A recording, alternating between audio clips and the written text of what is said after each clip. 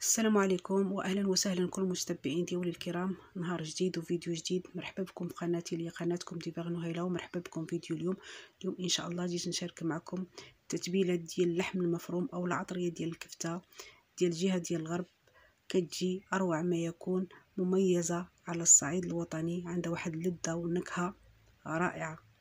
مكونات بسيطه موجوده في كل بيت. الحمد لله حنا مع قصيره بعيد الاضحى المبارك، ضروري ما كتكون عندنا العطريه بالزايد، وعلاش لا ما نحضروش العطريه ديال ولا التتبيله ديال اللحم المفروم. بلا ما نطول عليكم، كيف ما كتشوفوا متابعين ديالي الكرام، هادو هما المكونات. هنا عندي هذه منيوره اولا الفلفله الحلوه اللي كتعطينا هنا التحميره. عندي هنا الفلفله السودانيه، هذه ميبساها على اليد في الظل. عندنا هنايا المسمار اولا القرنفل اللي هو ضروري في التتبيله، واللي هو ضروري اكثر ان القزبر يابس. عندنا شويه ديال الزعتر، هنا الكمون، ولكن الكمون البلدي كيكون احسن. هاد المكونات ضروري تكونوا منقيه متابعين ديالي الكرام. هنا عندي الورد ديال قلعه مكونه، كيف ما كتشوفوا الورد هو باقي جديد، فيه واحد الرائحه يا سلام. وعندنا هنا القرفه.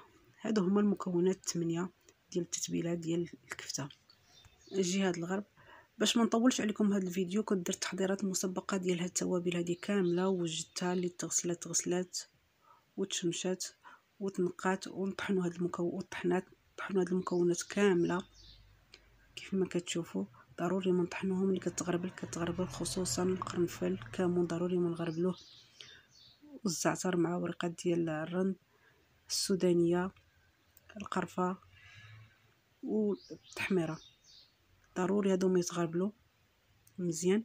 كناخذوا واحد السوبيره كنوضعوا فيها هاد المكونات كامله. هنا عندنا 3 د المعالق ديال التحميره، فلفله حلوه بدون زيت باش ما يجيناش داك هاد التتبيله هذه كتكون ميدمه. كنضيف عليها هنا معلقه كبيره ديال الورد. بالنسبه للورد راه كنطحنوا على الورقات، ما كنطحنوش داك الطربوش ديالو بحال اللي كيديروا في عند البقاله ولا كتمسوسه كنحيدوها. انا عندي ورد جديد. هنا معلقه كبيره ديال القرفه، معلقه كبيره ديال الفلفله حاره اولا السودانيه، اللي كتعجبو الحروره ممكن يزيد اولا ينقص. هنا معلقه صغيره ديال القرنفل اولا المسمار، هي مطحون ومغربل ضروري قلت لكم.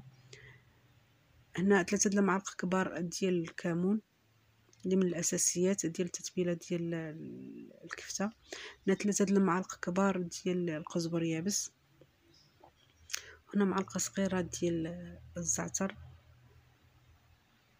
مطحون مع 2 ورقات ولا 3 ديال الرند.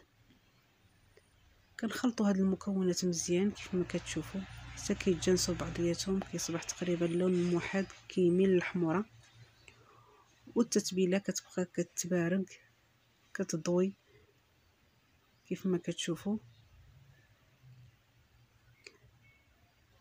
كتخرج منها واحد الرائحه ديال الورد وديال القزبر والقرفه يا سلام، والكمون. هنا كنكون ديجا موجده واحد القريعه، ضروري نديروا قريعه ديال الدجاج وكنحتفظوا بها في واحد البلاصه ما كتشوفش الضوء، وكتدي لنا واحد المده طويله وكنستافدوا منها في الكفيته ولا في المشويات، فهي اقتصاديه. كنتمنىكم شكرا كل المتابعين ديالي الكرام اللي بقاو معايا حتى لاخر فيديو، وكنطلب منكم تبارطاجوا هذا الفيديو مع المتابعين ديالكم الكرام، وعواشركم مبروكه بالصحه والسلامه، واش ما كتمناو ولا يجيب لنا العيد الاضحى على خير وبخير، بالرزق وبالتيسير وبالصحه والرحمه للوالدين ديالنا والوالدين والدينا، ومن علمنا ومن قرانا، الله يرحمهم كافه اجمعين. وشكرا لكم جميعا. يا ليلى وصلت